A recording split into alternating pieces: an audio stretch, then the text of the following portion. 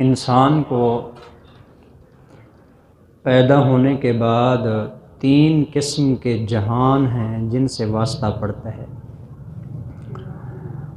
عالم دنیا، عالم برزخ، عالم آخرت۔ عالم دنیا اس موجودہ جہان کو کہا جاتا ہے جس کے اندر ہم زندگی گزار رہے ہیں۔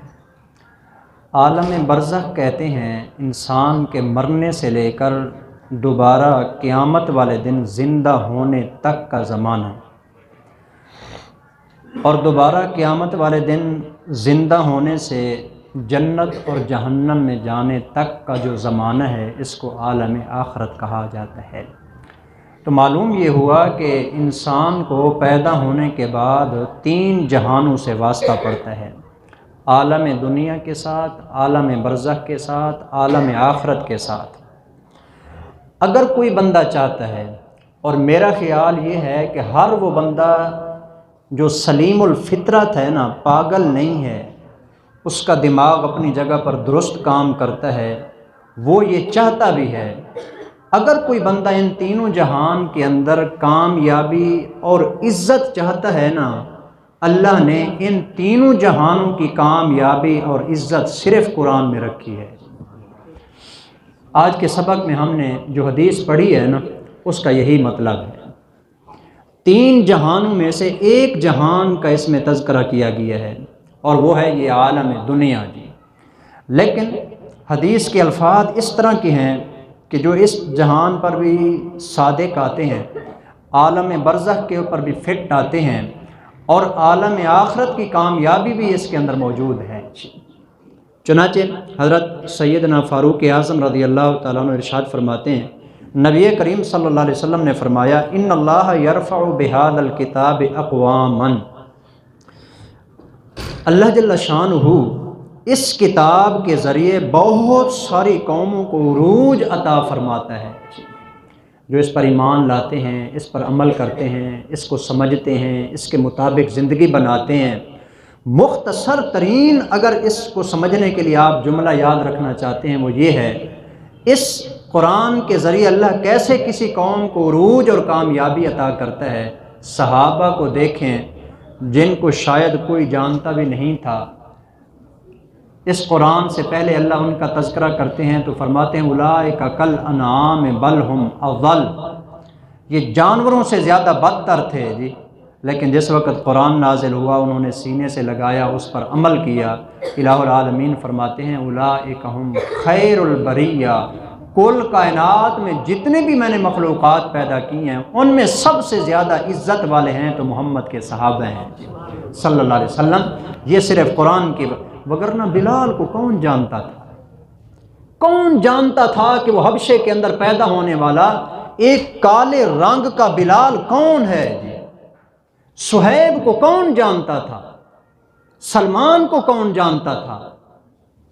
عمار کو کون جانتا ہے؟ یاسر کو کون جانتا ہے؟ ان کا نام و نسب بھی شاید کوئی نہ جانتا جی۔ لیکن جس وقت رسول اللہ صلی اللہ علیہ وسلم کے ساتھ شامل ہوئے اور قرآن کو سینے سے لگایا، پھر یہی ہوتے ہیں، زمین پہ چل رہے ہوتے ہیں۔ اللہ تعالیٰ فرماتے ہیں وَعِبَادُ الرَّحْمَنِ الَّذِينَ يَمْشُونَ عَلَى الْأَرْضِ هَوْنًا، زمین پہ چلتے ہیں۔ اللہ تعالیٰ کو ان کے چلنے کا انداز اتنا پسند آتا ہے، ان کے چلنے کے انداز کو بھی اللہ قرآن بنا دیتے ہیں۔ چلنے کے انداز کو، میرے پیغمبر آپ کے یہ جو صحابہ ہیں نا، چلتے بڑا پیار سے ہیں جی، بڑی محبت سے چلتے ہیں، تکبر نہیں کرتے، غرور نہیں کرتے، ان کے اندر بڑائی نہیں ہے۔ ان کے چلنے کا انداز قرآن میں ذکر کیا جا رہا ہے، اور رہتی دنیا تک کے لیے اللہ نے ان کو ایمان کے لیے ایک نمونہ بنا دیا۔ آج کے بعد اگر کوئی مومن بننا چاہتا ہے تو پھر محمد کریم کے صحابہ کی طرح ایمان لائے گا تو ایمان ملے گا، اگر ان کی طرح ایمان نہیں لایا تو ایمان سرے سے ملے گا ہی نہیں۔ تو یہ کیوں ہوا؟ یہ قرآن کی وجہ سے ہوا۔ تو اگر کوئی آدمی عزت چاہتا ہے دنیا کے اندر، جیسے صحابہ کو اللہ نے عزت عطا فرمائی ہے، اگر کوئی چاہتا ہے کہ مجھے بھی ملے تو اس قرآن کے ساتھ جڑے جی۔ وَيَضَعُ بِهِ آخَرِينَ، اور اس کے ذریعے اللہ بہت ساری قوموں کو ذلیل کر دیتا ہے۔ کیسے کیا؟ ابو جہل نبی کریم صلی اللہ علیہ وسلم کے زمانے میں یہ چودھری تھا، یعنی پورے مکے کی وادی میں نا یہ سب سے بڑا آدمی تھا۔ ابو جہل تو ہمارے ہاں مشہور ہے نا، مکہ مکرمہ میں یہ ابو جہل کے نام سے مشہور نہیں تھا، ابو الحکم۔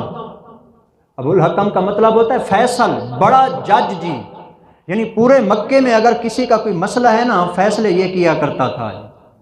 اتنا بڑا دنیا کے اعتبار سے عزت والا تھا جی۔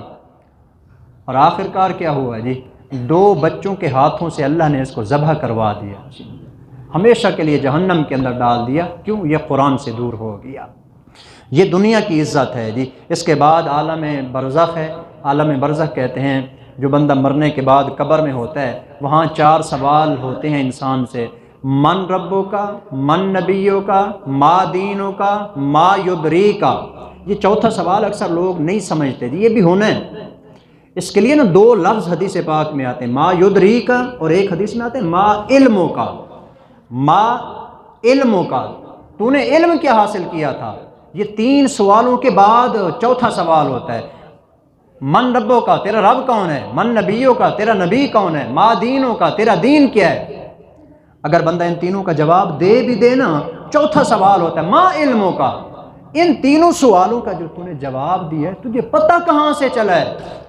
ما یدری کا، تجھے کہاں سے معلوم ہوا کہ تیرا رب اللہ ہے، تیرا نبی محمد ہے، تیرا دین دین اسلام ہے؟ یہ چوتھا سوال ہے۔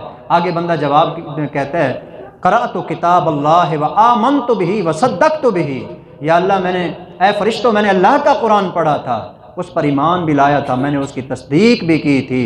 اوپر سے اعلان ہوتا ہے میرے بندے نے چونکہ سچ کہا ہے، اب اس کو کہو نم کا نومت العروس، یوں سو جا جیسے دلہن سو جاتی ہے قبر کے اندر ہمیشہ۔ القبر روضۃ من ریاض الجنہ، پھر یہی بندہ ہوتا ہے، اس کے لیے اللہ اس قبر کو جنت کے باغوں میں سے ایک باغ بنا دیتا ہے، تو جنت اس کے لیے باغ بن جاتی ہے۔ اور قیامت کے دن جو عروج اس قرآن والے کو ملنا ہے نا، الصیام والقرآن یشفعان للعبد یوم القیامہ، رمضان کے روزے بھی اور یہ قرآن بھی دونوں شفاعت کریں گے بندے کے حق میں۔ قرآن کہے گا یا اللہ یہ مجھے پڑھا کرتا تھا، رات کو نیند کی قربانی دیا کرتا تھا، اگر میں تیری کتاب ہوں اور سچی کتاب ہوں، فلہٰذا یا اللہ میری شفاعت قبول کر کے اس کو معاف فرما دیجئے۔ الہ العالمین قرآن کی شفاعت قبول کر کے اس بندے کے گناہ معاف کر کے اس کے لیے جنت کا فیصلہ فرمائیں گے۔ تو یہ اس انسان کو ملے گا جو دنیا کے اندر قرآن کے ساتھ وابستہ ہو جاتا ہے۔ تو لہذا آج الیکشن ہو رہا ہے، ہر بندہ اسی میں ہے کہ مجھے عروج ملے، مجھے بلندی ملے، میں جیت جاؤں، میں سر بلند ہو جاؤں۔ اور اگر کوئی جیت جائے بھی صحیح تو کتنے سال کے لیے، کتنے عرصے کے لیے، اور اس کی کامیابی ہے ہی کیا؟ چند دنوں کی۔ ایک طرف کامیابی ہے، دوسری طرف ذلت ہے جی۔